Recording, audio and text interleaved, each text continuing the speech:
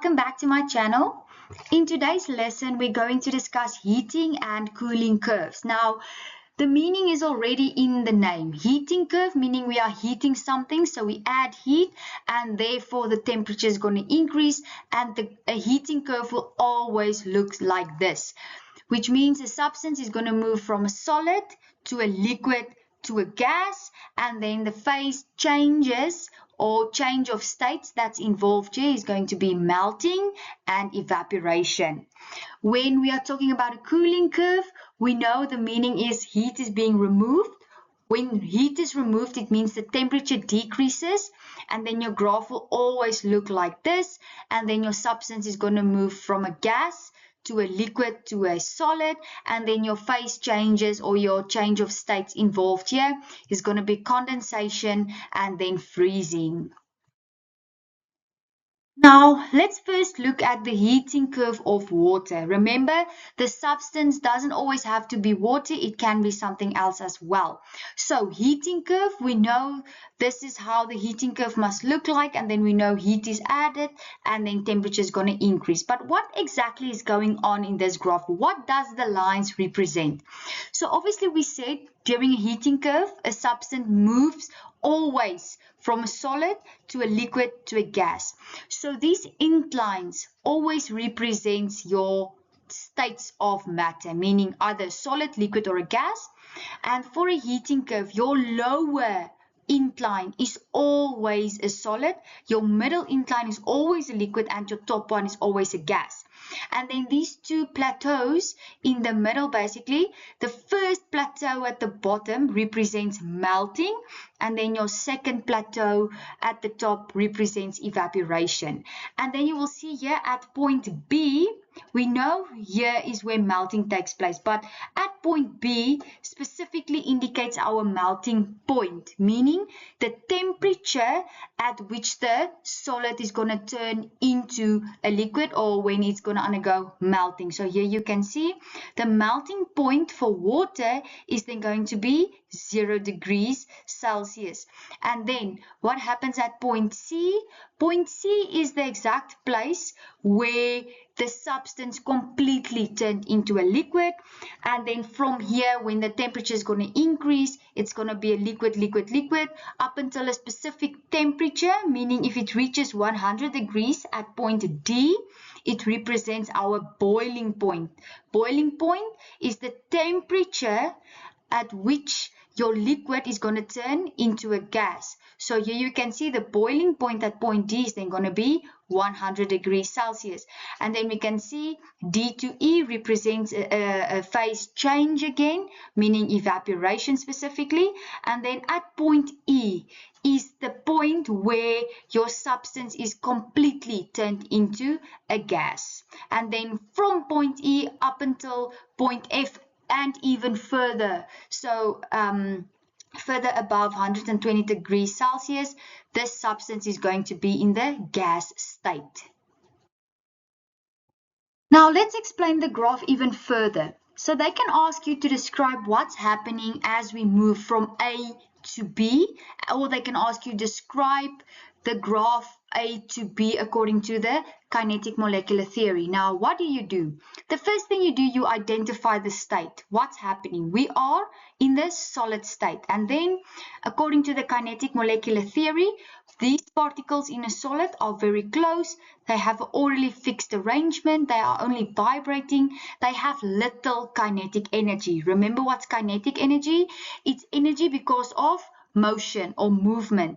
So if something is moving a lot or they move very fast, it means they have a lot of kinetic energy. But if something only vibrates or move very slowly, it means they have little kinetic energy. So because solids are just vibrating, it means they have little kinetic energy, and they have very strong attraction forces. Remember, the forces that hold these particles together. They need to be strong so that they can be in this orderly fixed arrangement. A synonym for these attraction forces is also intermolecular forces. So you can also say that the solid particles have very strong intermolecular forces. Then, if we need to describe the graph between point B to C, we can see it's a plateau or a straight line, which means it represents a phase change. What phase change specifically? We are talking about melting. You must say what phase change takes place. And then you always describe melting according to the following. Particles move further from each other, sorry, not form. So they move further from each other. The particles move faster, and then the kinetic energy increases, and these attraction forces become weaker. Why weaker? Because the particles need to move further from one another. To be able to move further, they need to weaken these attraction forces.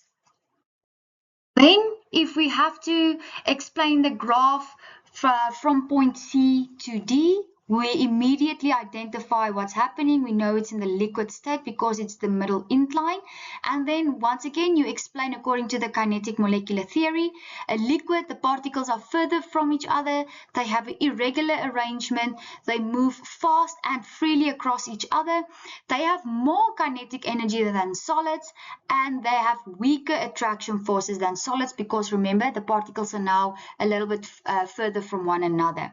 And then once again, point D to E, we know it's a plateau, it's a flat line, and then it's the top flat line more specifically. So this must be a phase change. What phase change? Evaporation. Then you explain exactly the following.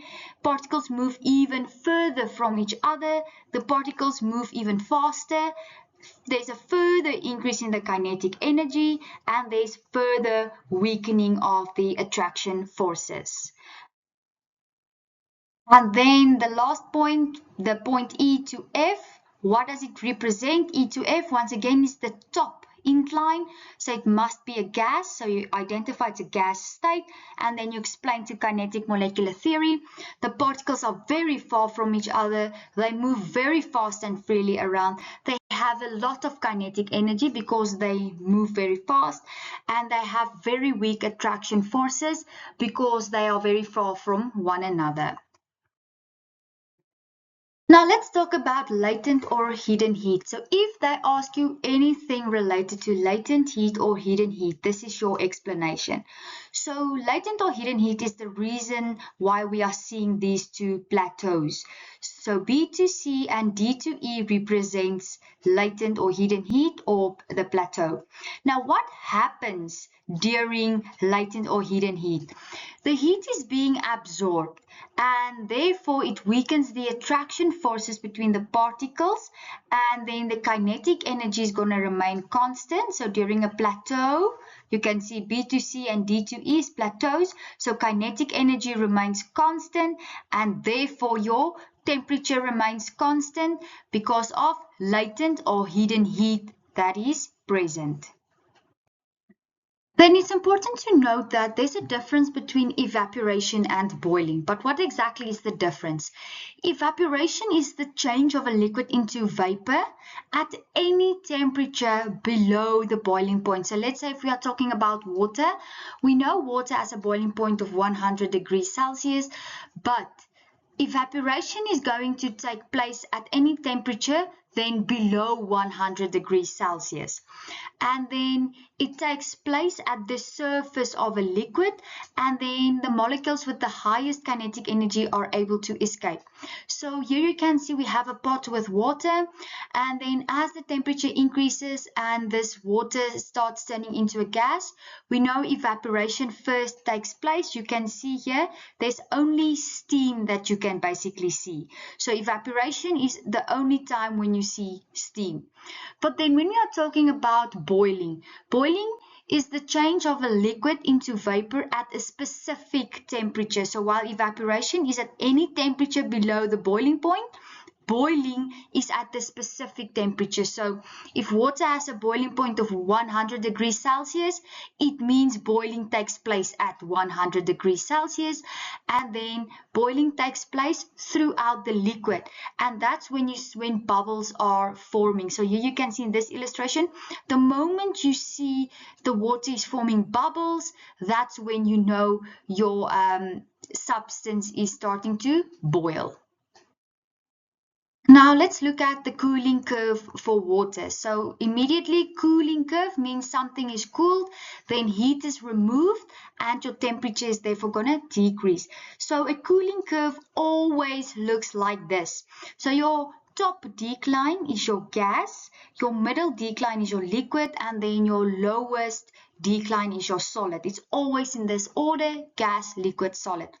Then once again, your plateaus represent your phase changes, or in other words, your change of states. So B to C is condensation, gas turning into liquid, and then D to E is freezing when a liquid turns into a solid.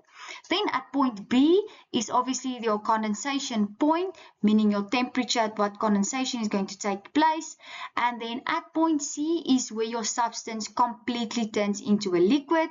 And then point D is your freezing point, your temperature where your liquid is going to start freezing. So then at 0 degrees Celsius is where freezing point is, when your liquid turns into a solid. And then at point E is where your substance completely turned into a solid. And then if they ask you, in what state will your substance be below point F? Then obviously we know we are already in the solid state. So lower than point F means your substance is going to be in the solid state.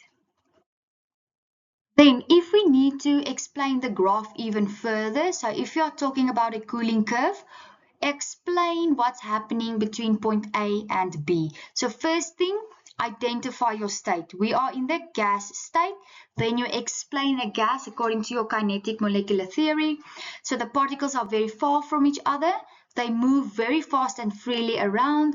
They have a lot of kinetic energy because they move fast, and they have very weak attraction forces or very weak intermolecular forces because the particles are now far from one another. Then, if you need to explain point B to C, we can see it's a plateau or a flat line. So that must be a phase change. So you say it's a phase change, and then what specifically? It's condensation. And then you explain condensation according to the following. Particles move closer to each other. The particles move slower. The kinetic energy decreases, and then your attraction forces become stronger because your particles are moving closer to one another. Your kinetic energy starts to decrease because your particles are starting to move slower. Then if you have to explain the graph between point C and D, first identify what is happening. We have a liquid state because it's your middle decline. Then explain a liquid according to the kinetic molecular theory.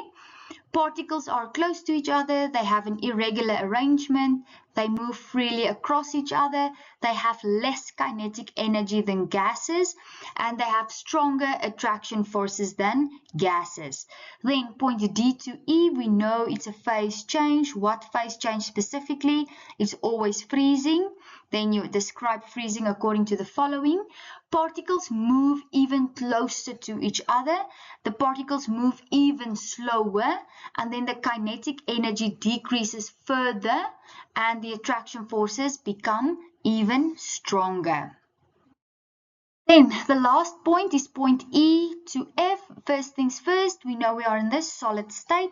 So as described according to kinetic molecular theory, particles are very close to each other. They have an orderly fixed arrangement. They are only vibrating now. They have very little kinetic energy because they are only vibrating.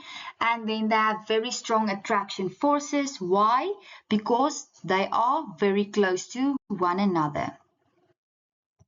And then, if they ask you to describe latent or hidden heat, and you know the curve is a cooling curve, you must explain latent or hidden heat in the following way. So once again, we know latent or hidden heat is the reason for our plateaus, so the reason for condensation and freezing.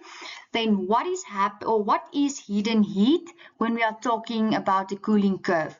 So heat is released then, and then when this heat is released, it strengthens the attraction forces, and then once again kinetic energy remains constant because it's a flat line, and therefore your temperature remains constant.